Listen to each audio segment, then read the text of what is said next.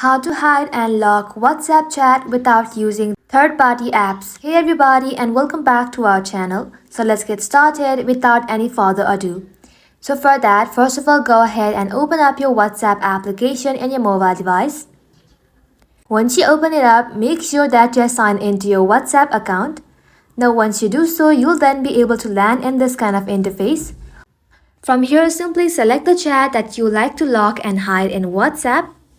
And once you are inside here, simply tap on the username.